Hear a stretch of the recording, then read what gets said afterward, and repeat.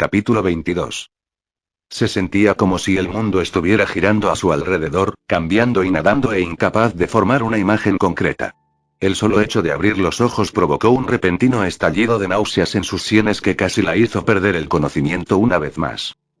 Sin embargo, Silent no lo haría, ya que esta vez se había apresurado a reunir su energía espiritual agotada y se obligó a despertar.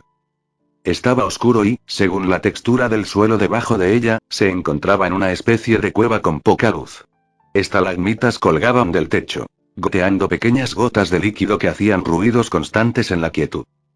Plaf. Plaf.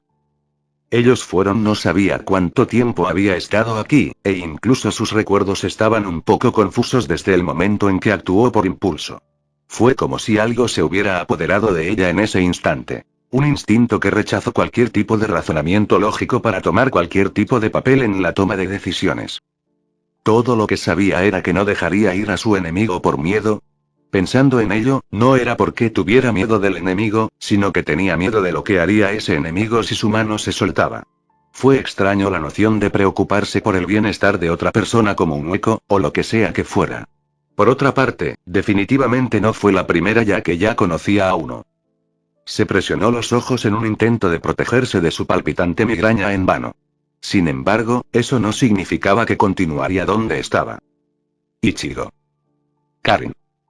Esos nombres parecían sonar como un disco en su mente.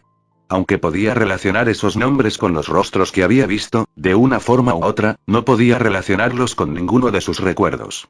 Esto la frustró al saber el final, pero este no era el momento para pensar en eso. Sus dedos temblaron, palpando lentamente el suelo frío hasta que se detuvieron justo debajo de ella, buscando un agarre estable.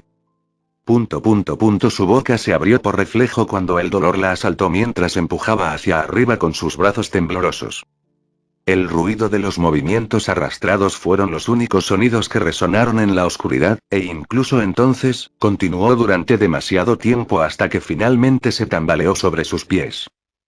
Parpadeando, miró hacia los rayos de luz que se abrían paso en la cueva. Teniendo en cuenta el negro profundo detrás, los rayos de luz parecían ser su única salida. Apoyándose en una pared, comenzó a caminar hacia allí. Todo el tiempo, ella podía sentirlo. Su energía espiritual estaba disminuyendo. No sabía qué le habían hecho, o tal vez era solo por su entorno, pero cada vez le resultaba más difícil reponer su energía espiritual. Normalmente, este proceso debería haberse completado después de un par de horas o días de descanso, pero a juzgar por su ropa y apariencia andrajosas, ya debería haber pasado más que suficiente tiempo. Aún así, apenas había recuperado nada. Lo que tenía en reserva es con lo que tendría que arreglárselas, y esta cantidad apenas era suficiente para obligarla a despertarse y moverse. Una respiración a la vez, un paso tras otro. Era cada vez más difícil. Cuando sus piernas estaban a punto de colapsar, fue entonces cuando llegó a la abertura al final del camino. Habiendo seguido el rastro de esa luz, todo lo que pudo ver en su apertura fue una vista aérea del Seireitei. No se sorprendió, ya que había considerado que la habrían llevado a la sociedad de almas después de que no la mataran instantáneamente. Por otra parte, lo que realmente la preocupaba en el momento en que su energía espiritual se agotaba gradualmente, era la siniestra presencia que ahora detectaba sobre ella. Real. E inflexible. La sensación descrita por huecos debajo de la espada de un Shinigami. Sin embargo, este sentimiento, parecía como si hubiera miles de ellos en una sola espada. Sin embargo, ella no podía darse por vencida. No cuando vio algo que causó que una culpa inmediata brotara de su interior. Se tambaleó sobre sus pies tambaleantes mientras avanzaba una vez más. Incluso si fuera solo un pequeño paso, ya no se permitiría no hacer nada. Después de todo, podía ver huecos peleando afuera en su vista elevada, y solo podía haber una sola razón para tal cosa. El más extraño de todos los huecos, y el que conoció por primera vez al despertar en Hueco Mundo. El basto de blanco. Su respiración pareció entrecortarse cuando se dio cuenta de hasta qué punto un hueco estaba dispuesto a ir por otro. En ese caso, un grito silencioso. Obstinado y fugaz, pero lleno de la determinación de un alma que no está dispuesta a extinguirse tan fácilmente. Su fuerza espiritual restante era como un faro que brillaba en el puerto brumoso. clara y desprovista de la ferocidad general normalmente asociada con otros huecos porque ella era diferente en cierto modo. Por eso había considerado rápidamente el riesgo, pero aún así lo siguió de todos modos. En comparación con los huecos que atacan al Seireitei, la aparición repentina de energía espiritual probablemente no se priorizaría demasiado rápido. Su estallido de energía tenía que ser lo suficientemente claro para ser notado.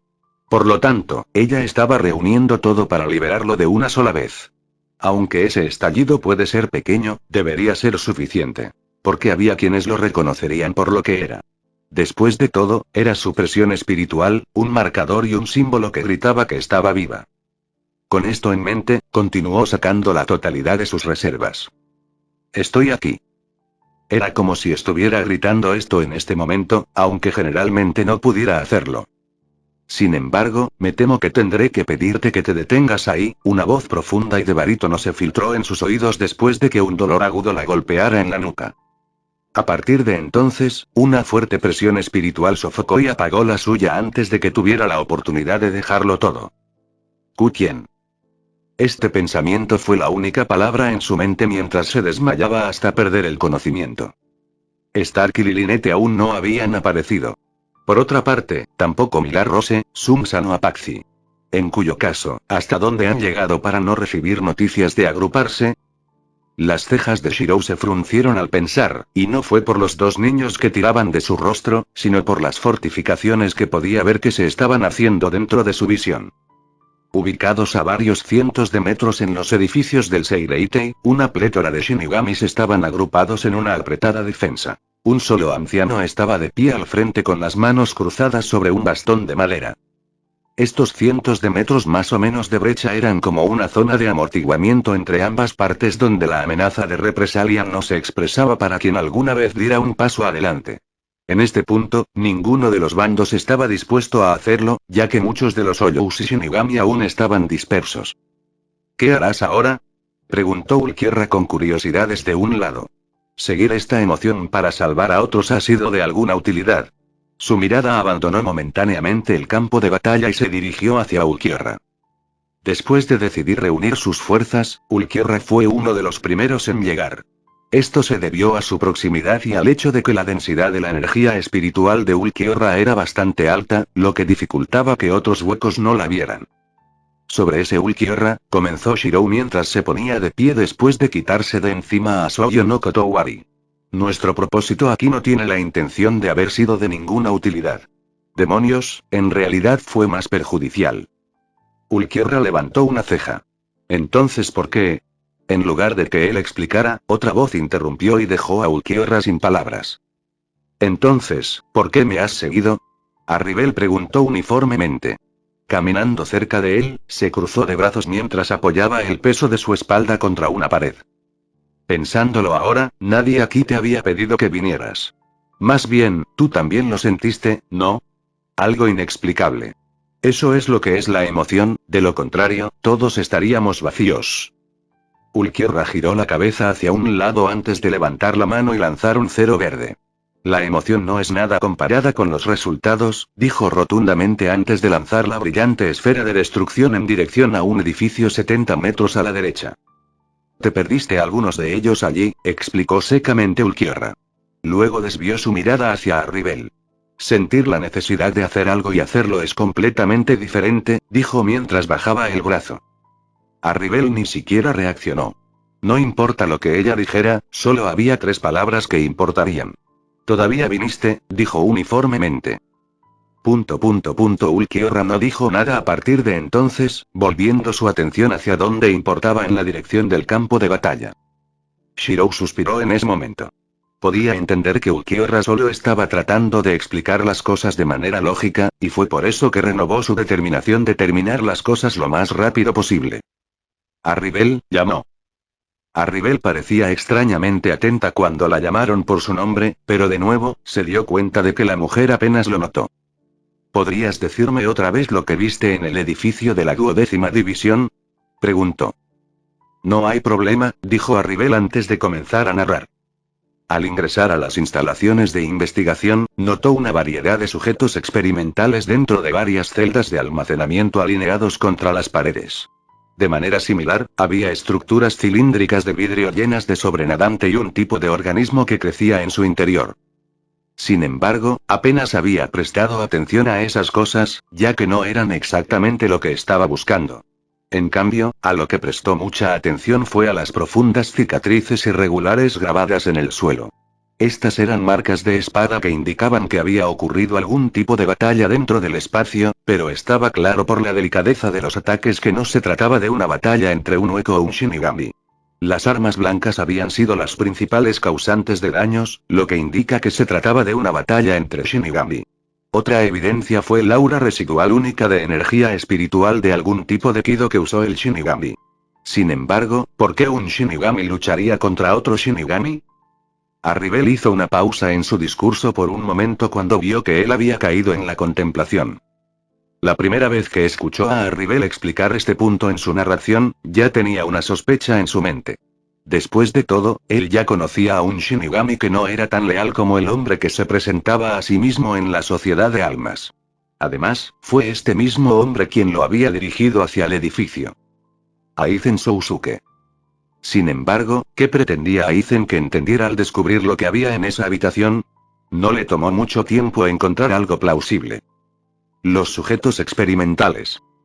Aunque cuando Arribel había hablado de eso, había pasado por alto el tema en particular, ya que probablemente ni siquiera contaba para nada a sus ojos. En Hueco Mundo, la vista de cadáveres era un lugar bastante común. No era algo a lo que un bastolorde como ella le prestaría atención, pero cuando consideró la personalidad del capitán que había visto llevarse a Silent, y los sujetos experimentales descritos en el edificio, entonces... Luego hubo un mensaje distinto implícito después de que Aizen lo envió allí. Yo la salvé. Fue así de simple. Si es así, eso significaría que Silent ya puede estar a salvo, o al menos se estaba manteniendo en un lugar seguro. Concluyendo hasta este punto, dejó escapar un suspiro de alivio. Por favor, continúa Arribel, dijo. Arribel asintió. Después de descubrir esas marcas de espada y el caos general del interior, pronto llegó a una habitación individual que estaba libre de daños. Esto estaba a todo volumen para ella, y una señal que se destacaba en marcado contraste con su entorno. Eso, y se las había arreglado para atrapar a un investigador solitario en el edificio al que había fuertemente armado para seguir sus demandas. Por lo tanto, ni siquiera se tomó un momento de consideración mientras abría la puerta que conducía a la habitación y entraba. Además, solo había unas pocas cosas que podían dañar a un bastolorde, y no podía sentir ninguna en el acto. Vecindad. Una vez dentro de la habitación, aquí fue donde ella concluyó que Silent probablemente había escapado en medio del caos. Después de todo, Arribel había podido sentir débilmente la energía espiritual con la que se había familiarizado en el tiempo que pasó junto a Silent. Silencio había estado en esta habitación, y de alguna manera, se había liberado de sus ataduras, evidente por las correas rotas en la mesa de examen. Además, Arribel incluso observó signos de que Silent estaba en perfecto estado, evidente por la falta de sangre en la habitación en comparación con las demás. Concluyendo hasta este punto, Arribel terminó su narración. Sin embargo, esto solo lo dejó con más preguntas que respuestas. Con las heridas que había visto sufrir a Silent, era imposible que ella hubiera estado en buenas condiciones sin tiempo suficiente, y él se había apresurado a perseguirla. Por lo tanto, el marco de tiempo solo debería haber sido una cuestión de horas en ese momento, o tal vez un día o dos de tratar de localizar su área de espera. Fue entonces cuando un detalle menor en el recuerdo de Arribel entró en su atención. ¿Un investigador solitario en un laboratorio vacío? No importa cómo lo pensara, si Aizen ya se había apoderado del lugar de antemano, ¿por qué habría un investigador allí para guiar el camino? Es difícil ser perfecto. A veces te pierdes cosas, dijo Kyoka desde su mente. Entonces así fue. La respuesta hizo clic tan pronto como habló Kyoka, y no fue su explicación. Más bien, fue el recordatorio de la habilidad de Kyoka como Zanpakuto. Entonces ese investigador solitario pudo haber sido el propio capitán. Fue una conclusión sorprendente cuando recordó haber dejado atrás a Aizen antes de irse él mismo. Sin embargo, no fue imposible para Aizen llegar primero al edificio ya que probablemente tenía una comprensión más profunda del terreno. Oí, hombre malo. Sogyo no Kotowari llamó. A diferencia de Kyoka, que residía y hablaba desde dentro de él, Sogyo no Kotowari se mantuvo firme en un reino físico. En este momento, estaban tirando de él. ¿Cuándo despertará el maestro? Los dos preguntaron. Hablando sobre ese tema, se volvió hacia la forma de Jushiro. El hombre todavía estaba inconsciente, y el volumen de su respiración indicaba que el hombre se estaba recuperando constantemente.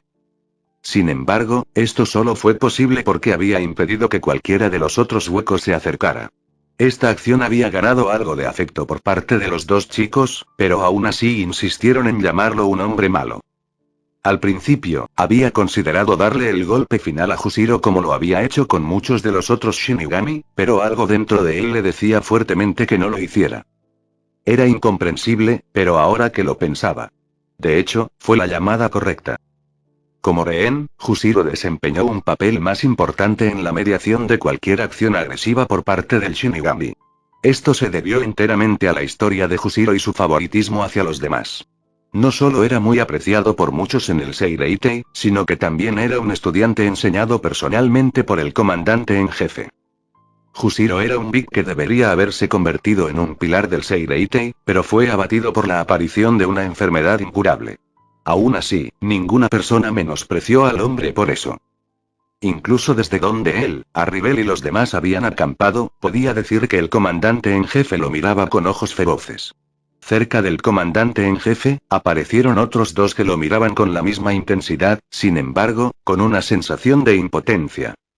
Estos dos probablemente eran ayudantes cercanos de Jushiro u oficiales sentados si podía recordar cómo Shinigami formateó sus filas. El capitán jefe aún no se movería, pero estaba seguro de que si hacía alguna acción hacia Jushiro, entonces no habría nada que detuviera los fuegos de la ira del jefe comandante. Estamos todos reunidos excepto Stark, Lilinete y los otros tres. Sin embargo, no estoy seguro de la posición de Neliel, dijo Arribel. Tendremos que enviar a alguien para que la controle, pero estoy más preocupado por Stark y el resto. Ellos, a diferencia de Nell, pueden estar en lo profundo del territorio enemigo. Además, Nell es fuerte. Tú mismo diste la evaluación y yo confío en ti, dijo después de apartar la mirada del capitán en jefe. De manera similar, el capitán jefe se volvió para tratar otros asuntos del lado del Shinigami. Arribel se quedó atónita por un momento, simplemente parada allí sintiendo una sensación de satisfacción que no podía entender. Sin embargo, fue en este momento que escuchó el sonido constante de pasos con sus oídos reforzados. Por lo que parece, no era ningún hueco. Cambiando su atención a la izquierda, notó una figura familiar que le indicó que siguiera la mirada del capitán jefe. Si me disculpan un momento, les habló Arribel y Ulquiorra. Ninguno de los dos pareció escucharlo, pero supuso que debían haber entendido lo que quería decir. Al alejarse, dominó su expresión antes de detenerse frente a la persona que lo llamó. Aizen, habló un poco secamente. Bueno, es bueno verte, Aizen sonrió crípticamente. Sacudió la cabeza. No quería molestarse más con cortesías. Por alguna razón, cuanto más miraba a Aizen, más recordaba haber tratado con alguien similar, una especie de sacerdote. Salvaste a Silent, dijo sin rodeos. Y engañó a Rivel haciéndole creer que Silent se escapó para evitar sospechas de su parte. Coincidentemente, si las cosas salieron como esperaba, es posible que todos aquí hayan tenido que quedarse más tiempo del necesario. Lo extraño es que podría haberlo logrado. Mucho más fácil si no te haces pasar por un investigador solitario para delatarte. Sin embargo, no importa, debes tener tus propias razones.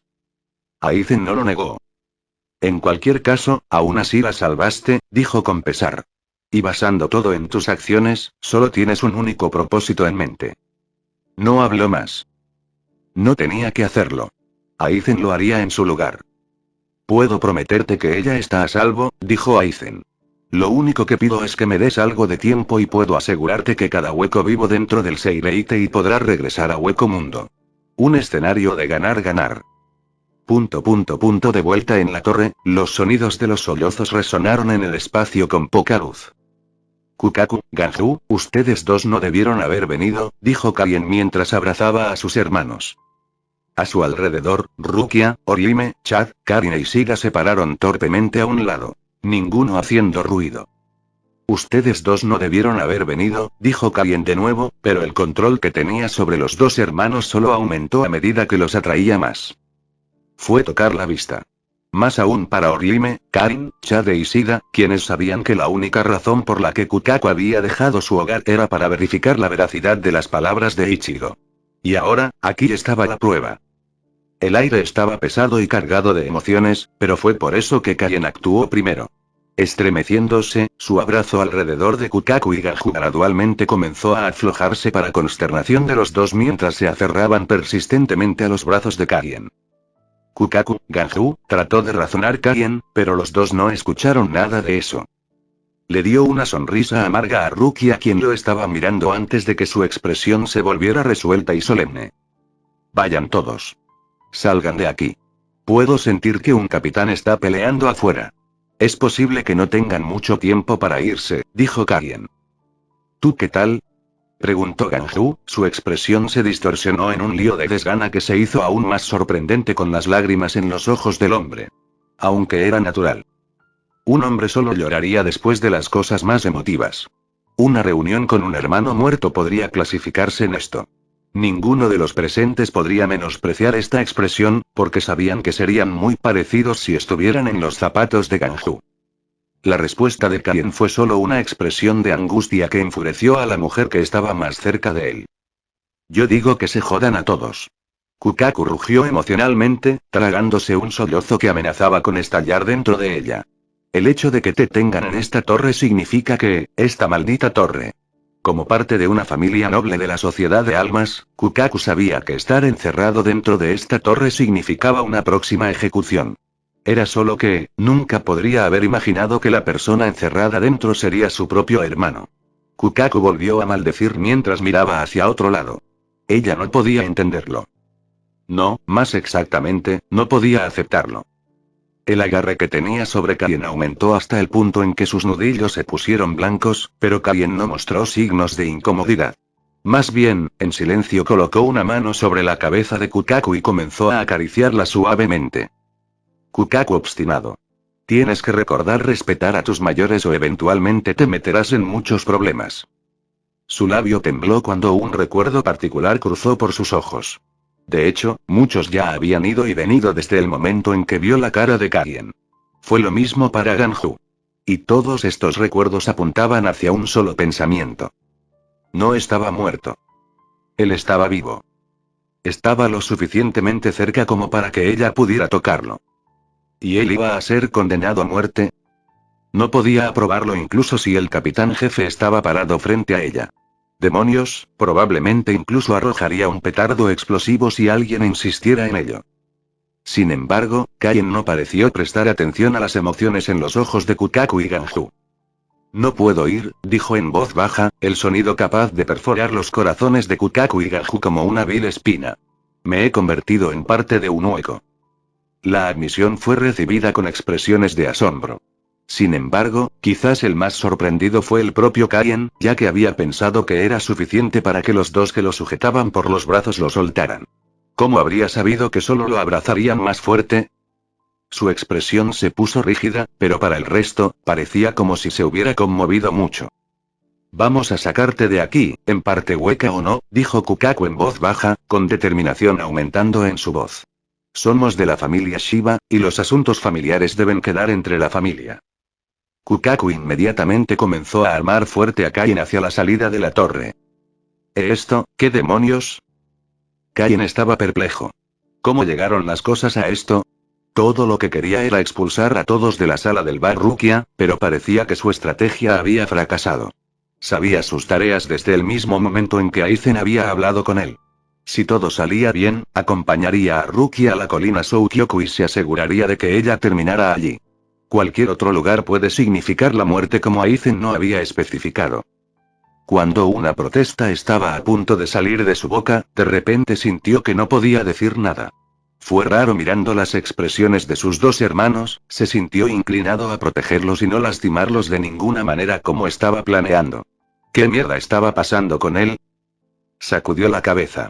Sin que él lo supiera, estaba ocurriendo una reacción dentro de su cuerpo. El oleaje de las aguas y los cielos. Nejibana se estaba agitando. Kukaku, Ganju, no podemos salir así, insistió Kaien. Si los dos son atrapados sacándome a esta torre, entonces las repercusiones para ustedes dos serán inimaginables. Kukaku gruñó. Es mejor que muramos los tres juntos que morir solos, dijo sin miedo. Oye, mocosos. Date prisa y saca a los Kuchiki de allí. Las restricciones en ellos sellan su energía espiritual, lo que les dificulta moverse. Ah, sí. Dijo Orime, moviéndose al lado de Rukia para darle una mano. Karin tomó el otro lado de Rukia. Puede que no sea Ichigo, pero también puedo ayudar. Además, todavía hay otra persona a la que quiero salvar, y es posible que sepas dónde está. Ustedes dos, esperen, Rukia inclinó la cabeza. El teniente Shiba tiene razón. Es mejor que no se involucren. Solo traerán peligro para ustedes mismos.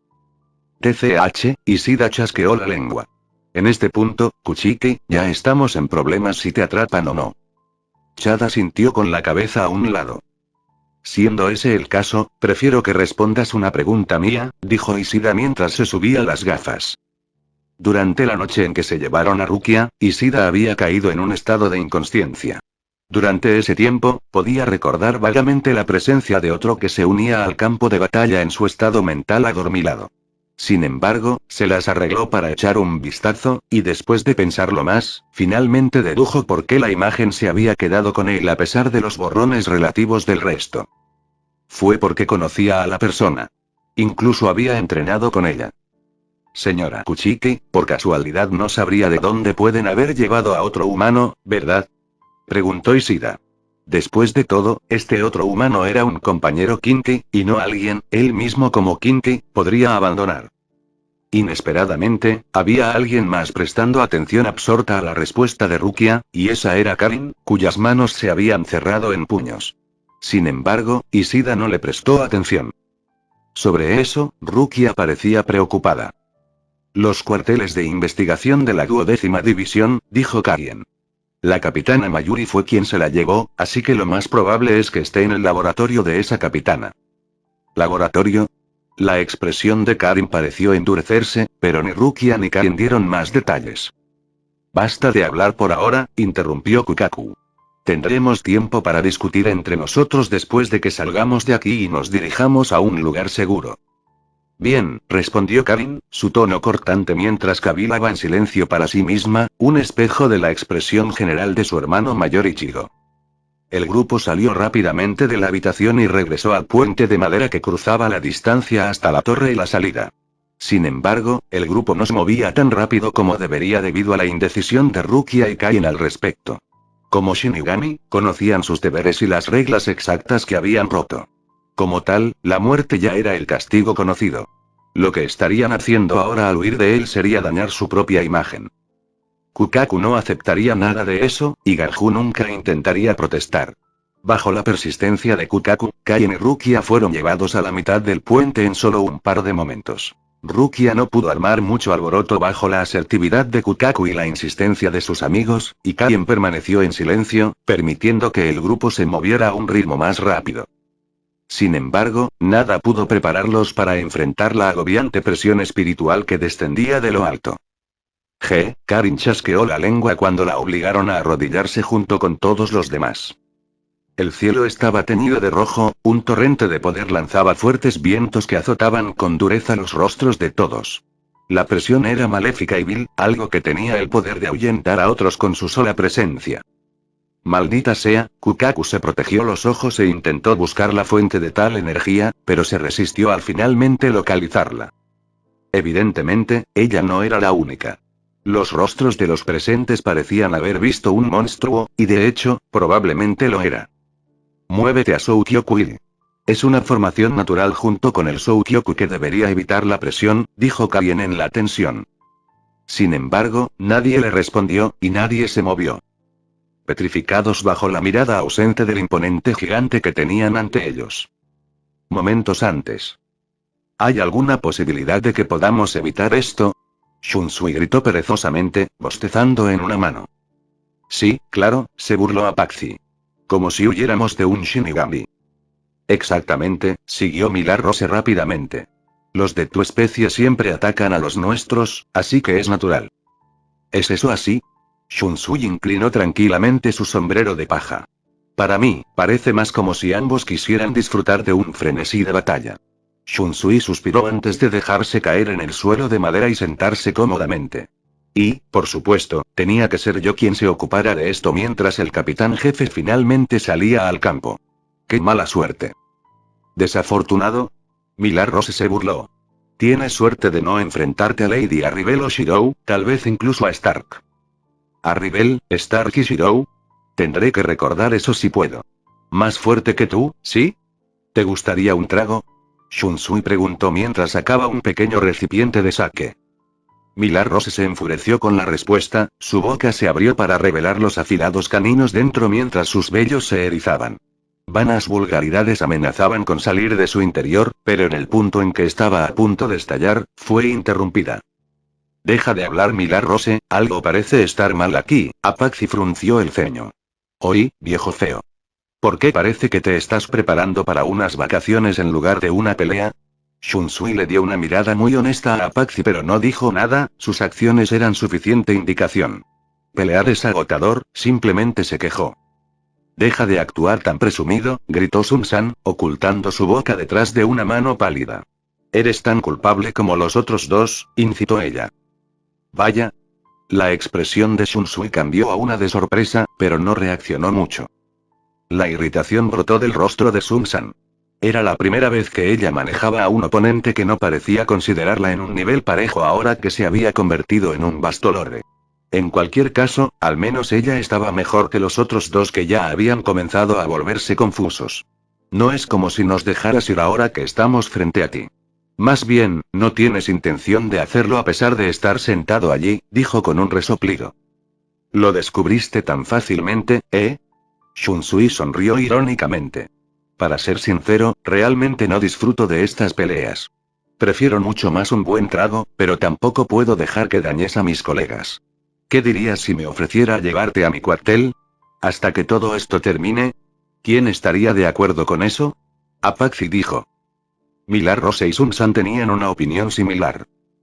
Qué desafortunado, dijo Shunsui mientras se levantaba y guardaba su bebida. Entonces, ¿qué dices si todos jugamos un pequeño juego de niños?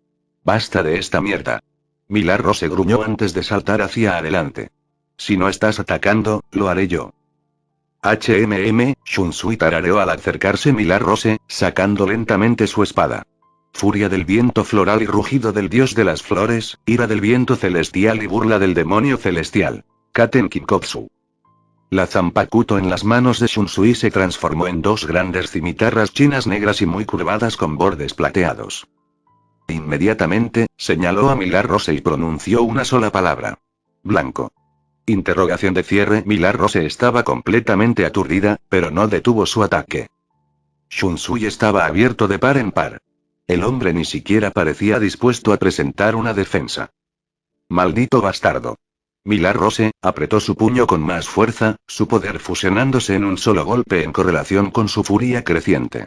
Shunsui ni siquiera pareció ponerla en sus ojos. Pues bien, veamos cómo estás después de tomar esto. La madera se astilló debajo de ella, el sonido de la carne al encontrarse con la tela resonó en el campo de batalla. Y en ese momento, no solo Millar Rose estaba aturdida, sino también Apache y Sun-san. Pero eso es imposible, murmuró Apache en estado de shock. Shunsui soltó una pequeña carcajada mientras se paraba en su lugar original, el puño de Millar Rose todavía plantado en su pecho donde golpeó su kimono rosa que estaba sobre su aori de capitán blanco. De verdad ahora, habló Shunsui. Todo es solo un juego. Un juego de niños. Ironi, un juego de colores. Diciendo eso, Shunsui levantó su espada y golpeó suavemente contra la armadura de hueso hueco blanco en el cuerpo de Millar Rose. Blue. Millar Rose. Sun-san llamó. Ni Sun-san, Apache o Millar Rose podían creerlo. Ese toque suave de Shunsui dejó un corte que caló profundamente en el cuerpo de Millar Rose. ¿Qué engaño es este? Millar Rose grita a través del dolor. Por imposible que sea, ya había ocurrido, y Millar Rose tenía la experiencia suficiente para saber cuándo retirarse. Rompiendo el suelo como una cubierta, apareció demacrada junto a Sun-san, una mano intentando cerrar la herida. Shunsui permaneció de pie donde estaba.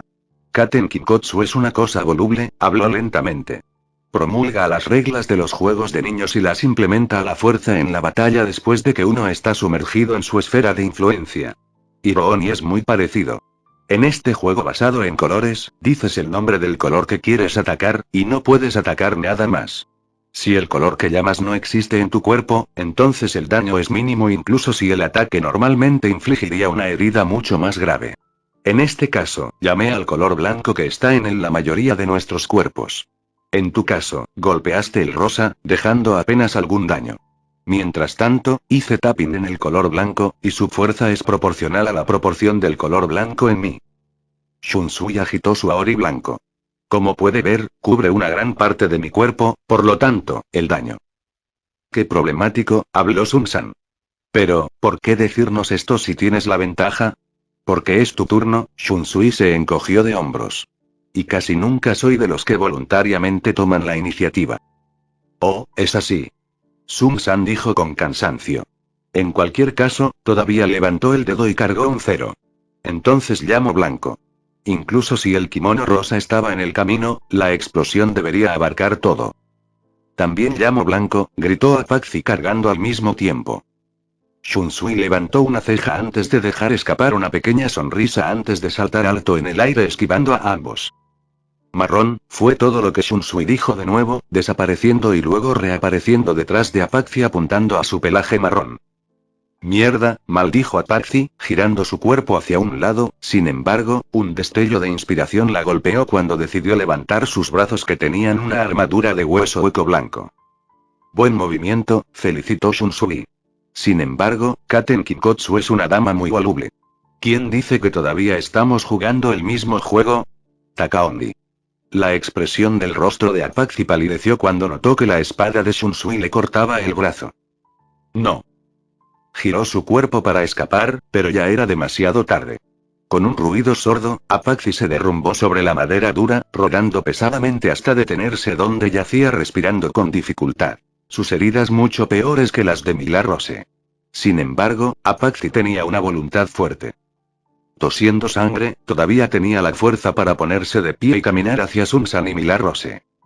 Maldiciones, los ojos de Sun-san se entrecerraron en Shunsui tan pronto como se aseguró de que Apache todavía estaba vivo. La batalla actual se sentía imposible. Ni siquiera podían usar sus números para suprimir a este hombre con todos los trucos que Shunsui tenía bajo la manga. ¿Qué fue Takaoni? Probablemente un juego nuevo, concluyó rápidamente Sun-san. Aún así, esperó para ver si obtendría una explicación. Desafortunadamente, nadie parecía venir, ya que Shunsui se quedó allí esperando, con una pequeña sonrisa en su rostro. Herida como estaba Apache, su orgullo dolía más. Viejo estúpido, no te reirás por mucho tiempo, se quejó Apache antes de desviar su atención. Sun-san, Milarose. No hay necesidad de gritar, dijo Sun-san. Pero de hecho, esa puede ser nuestra única idea. ¿Sabes lo que sucede si esto no funciona? Apache asintió mientras Milarose no respondió, sus acciones fueron suficientes. Los tres movieron hacia el aire y se arrancaron el brazo derecho, arrojándolos juntos en un rastro de energía espiritual roja que se asimiló y fusionó. Bueno, ¿eso es nuevo? Los ojos de Shunsui se agrandaron mientras usaba un brazo para protegerse los ojos de los fuertes vientos generados por la imponente presión espiritual que estalló violentamente a su alrededor. Todo en el mundo pareció congelarse en ese momento, la energía espiritual de tres Bastolordes fusionándose en uno. Y en la quietud, solo dos palabras resonaron del grito de tres voces llamando juntas. Quimera Parca.